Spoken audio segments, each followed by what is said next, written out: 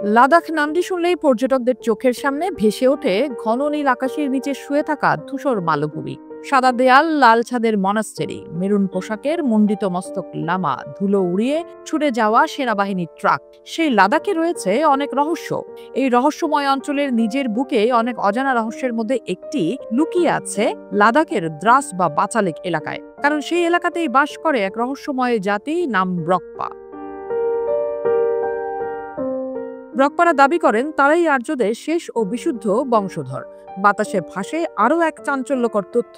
বিশুদ্ধ আর্য বীর্যের আশায় নাকি ব্রকপা পুরুষদের কাছে ছুটে আসেন ভিনদেশী নীলনয়না সুন্দরীর দল, যারা আর্য জাতির বিশুদ্ধ জিন ও সংস্কৃতি রক্ষা করে চলেছেন ৫,০০০ বছর ধরে। ৫,০০০ বছর আগে মধ্য এশিয়ার স্টেপ অঞ্চল থেকে লাদাখের এই এলাকায় সরাসরি চলে এসেছিল ব্রকপারা।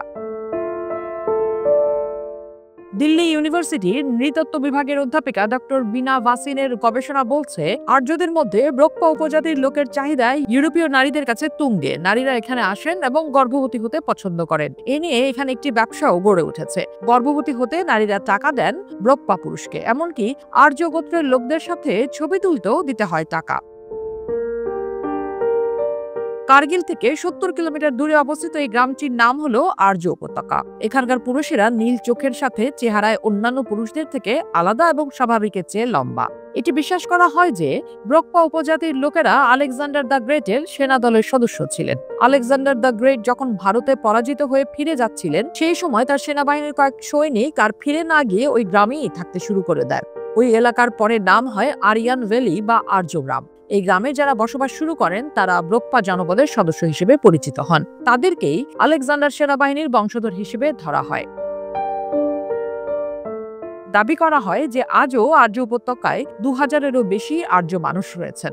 নারীরা বিশ্বাস করেন এই দীর্ঘকায় পুরুষালী চেহারা এবং নীল রঙের চোখের অধিকারী পুরুষদের মাধ্যমে গর্ভবতী হলে আলেকজান্ডার দ্য গ্রেটের মতো সন্তান জন্ম দেবেন। ইউরোপের মহিলারা এরকম সন্তান লাভের আশাতেই ভারতের এই গ্রামে আসেন এবং সেখানে পুরুষদের সহচর্যে এসে গর্ভধারণ করে আবার নিজ দেশে ফিরে যান।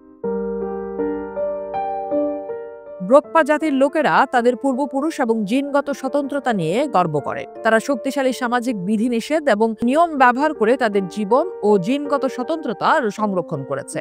আর্য জাতির বিশুদ্ধ জিন ও সংস্কৃতি ধরে রাখতে এই হানু গ্রামের বেশিরভাগ মানুষ আজও পা রাখেন না উপত্যকার বাইরে, কারণ এদের জীবন আবর্তিত হয় গ্রাম ও উপত্যকাটিকে ঘিরে। জাতির বিশুদ্ধতা ধরে রাখার জন্য নিজেদের এরা স্বেচ্ছায় বিচ্ছিন্ন করে রেখেছেন হাজার হাজার বছর ধরে। আর্য রক্তের শুদ্ধতা বজায় রাখতে ব্রকপারা কেবলমাত্র নিজেদের জনগোষ্ঠীর মধ্যেই বিয়ে করেন। নারীর তুলনায় পুরুষের সংখ্যা বেশি হওয়ায় এখানে নারীদের মধ্যে বহু বিবাহের রেওয়াজ রয়েছে। এখন অবশ্য আধুনিক ব্রকপারা অন্য গোষ্ঠীতেও বিয়ে করছেন, তবে সেক্ষেত্রে তাদের ঠাঁই হয় অন্য গ্রামে।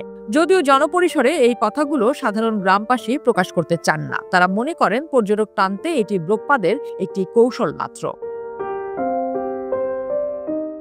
ব্রকপাদের জীবনযাত্রার অন্যতম উপকরণ হলো ফুল। প্রত্যেকটি বাড়িকে ঘিরে আছে ফুলের বাগান, বাড়ির জানালাতেও বসানো ফুলের টব। অন্দরমহলের সাজসজ্জাতেও ফুলের উপস্থিতি নজর কাড়ে। ব্রকপারা কথা বলে ইন্দো ইরানীয় শাখার দার্দিক উপভাষার অন্তর্গত সিনা ভাষায়, তবে এলাকায় সেনাবাহিনীর উপস্থিতির কারণে একটু হিন্দিও বলতে পারেন তারা। ব্রকপাদের জীবিকা নির্বাহের প্রধান দুটি মাধ্যম হলো কৃষি ও পশুপালন। সিন্ধুর জলে পুষ্ট উপত্যকায় ব্রকপারা চাষ করে বার্লি, বাজরা, আলু, পেঁয়াজ, মূলো, টমেটো, শালগম, ফুলকপি, এপ্রিকট ও আঙ্গুর। পাহাড়ি উপত্যকায় চড়ায় ভেড়া, ছাগল আর ইয়াক। লম্বা সুঠাম চেহারার ব্রকপারা সাজতে খুব ভালোবাসে। ধাতব অলংকার ও পবিত্র মন্থুথ ফুল এদের সাজগোজের অন্যতম উপকরণ। নারীরা পরেন চকচকে পয়সা গাঁথা ফিরহান, পুরুষেরা পরেন কমরবন্দ দেয়া মেরুন রঙের আলখাল্লা। নারী পুরুষ উভয়ই মাথায় পরেন ফুলের মুকুট।